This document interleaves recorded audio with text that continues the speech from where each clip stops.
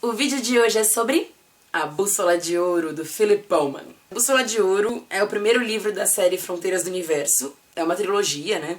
Inclusive ficou muito popular, assim, né? Ganhou vários prêmios de literatura e tal.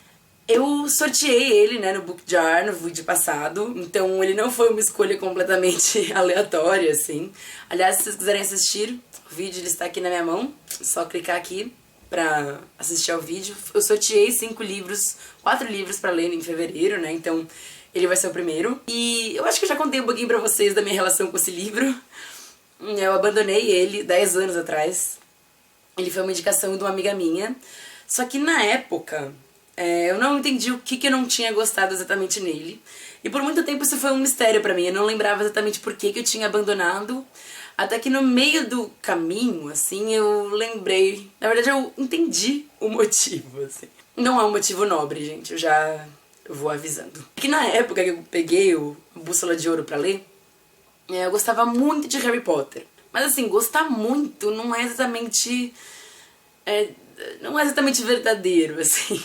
Eu era completamente alucinada por Harry Potter. Eu era super apaixonada, eu li os livros milhões de vezes, eu sei algumas partes das histórias de cor. Um dia eu vou contar pra vocês quantas vezes eu li O Cálice de Fogo, que é o livro que eu mais li na minha vida.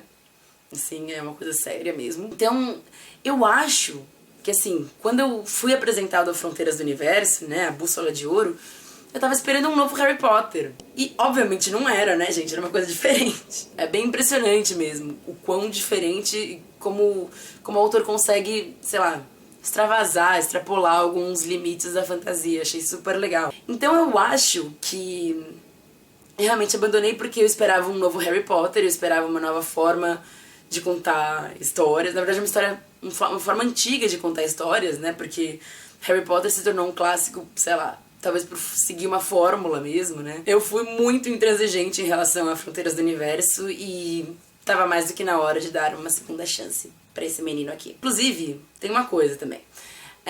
Nesses 10 anos, né, em alguns anos desses 10 anos, eu estudei literatura fantástica na Inglaterra, né? Eu fiz um mestrado, né, era estudos de ficção científica, mas ele bebia muito da fonte da fantasia, então eu estudei os dois, né? E eu queria muito ver se a minha percepção do livro mudava, né, depois de eu ter estudado e tal. E não sei se foi exatamente isso, né? Pode ser, sei lá, que ter lido mais do que 20 páginas tenha ajudado também. Mas a verdade é que minha percepção desse livro aqui mudou bastante, eu tô bem contente com isso. Eu gostei muito da Bússola de Ouro. E... sei lá. Eu tô feliz. De uma forma resumida, né? Temos a Lyra Belacqua. Ela é uma menina prontona, travessa, dor de cabeça, total. Menina problema. Ela organiza guerras entre crianças. Ela é tensa. E aí um dia ela tá numa aventura dela. Ela mora em Oxford. Mas não é exatamente a Oxford que a gente conhece, é uma Oxford, digamos, de uma realidade paralela. Então ela vai, assim, bisbilhotar a sala de um bambambam lá da universidade. E nisso o tio dela tá lá, ela se esconde dentro de um armário, né? E ele tem uma reunião terrível com o alto escalão da universidade. E a partir daí ela tem uma sede de aventuras, digamos assim. Ela começa a descobrir e desvendar o que o mundo tem pra ela. Não quero dar muitos spoilers porque, apesar de ser um livro relativamente antigo, aliás tem até filme dele, né, que eu sei que é uma porcaria, ajudou, sabe, a desistir ainda mais de ler esse livro, porque o filme é uma droga, né.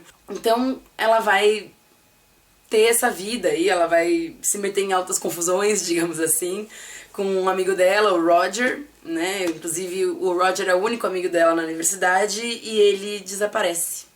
Muitas crianças estão desaparecendo, né, ao longo de toda a Europa, assim.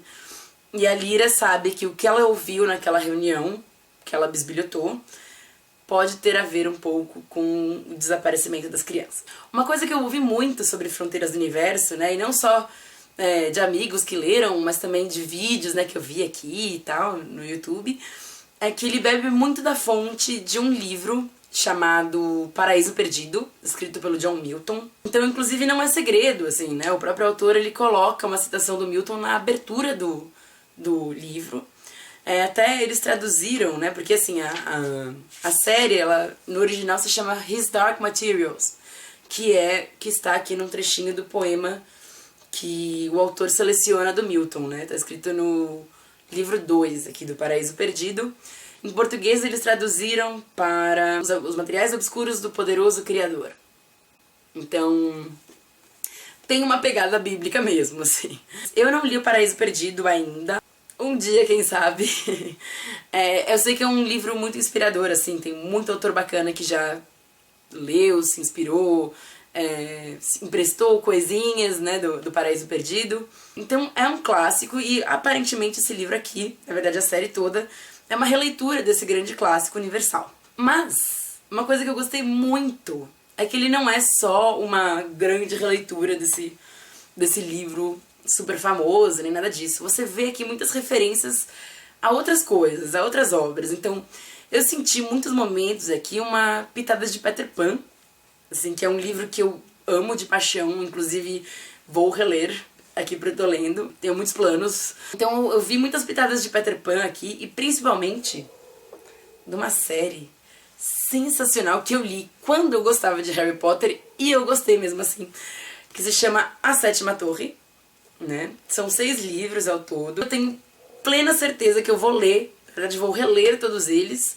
Na verdade acho que eu não li os 2 últimos, então eu fiquei com muita vontade de reler esses livros aqui depois de ter lido A Bússola de Ouro. Eu não sei qual veio primeiro.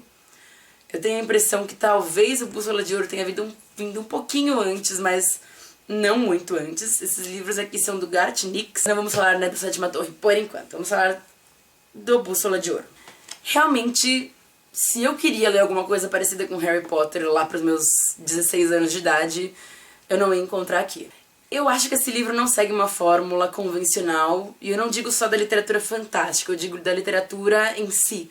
Não parece um livro totalmente infanto-juvenil, pra mim, porque tem uma temática super séria e imagens muito chocantes que você vai entender melhor quando você não é criança. Então, por exemplo, tem uma passagem aqui que me doeu muito, né, porque é a Lyria descrevendo como ela se sentia quando alguém encostava no daimon dela, né, o Pantalaimon. Nome fantástico, né, gente? Pantalaimon. Mas enfim. E assim, é uma dor extrema e uma sensação de alguma coisa que tá errada, sabe? Pra mim, isso não é um sentimento infantil. Me apaixonei pela Lyra. Você fica sabendo que ela só tem 11 anos de idade. E ela é completamente geniosa e completamente...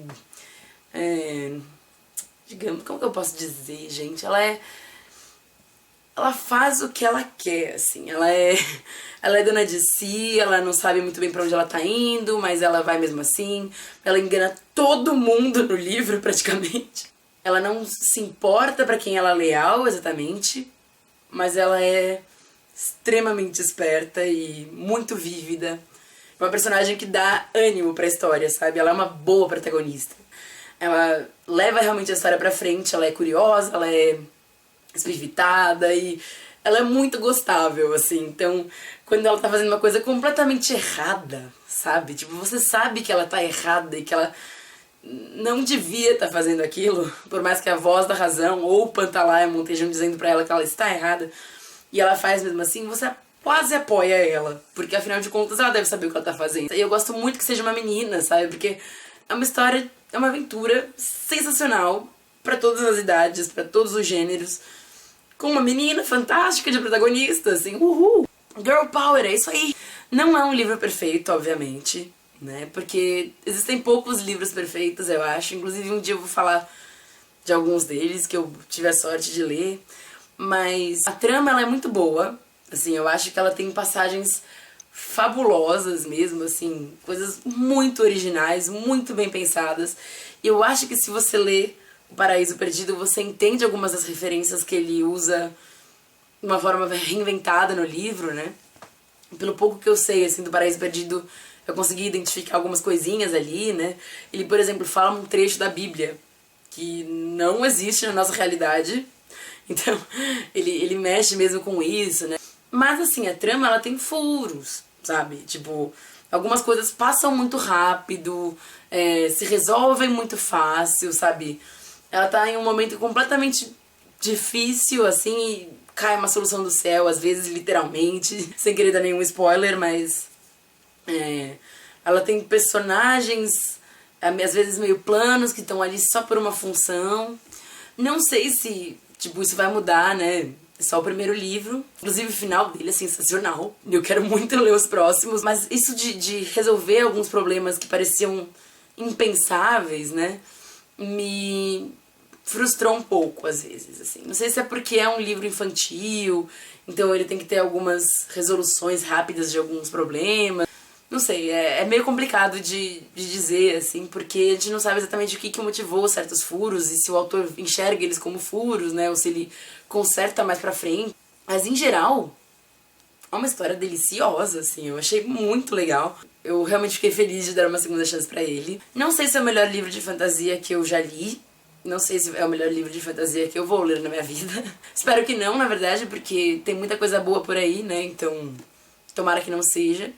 Mas ganhou meu respeito de verdade, assim. Eu acho que a forma como a magia é trazida é misteriosa, é deliciosa, assim, você tenta imaginar o que tá por trás de tudo aquilo, você não entende exatamente, e aí tem uma explicação que parece física ou química e tá misturada com teologia e magia e segredos infernais, sabe? Então é muita misturança, assim, eu acho isso muito legal, eu acho confuso, um pouco, mas muito legal. É bacana ser confuso, sabe? É bacana se sentir intrigado, assim, que a história não entregue de primeira tudo que ela tem pra oferecer, sabe?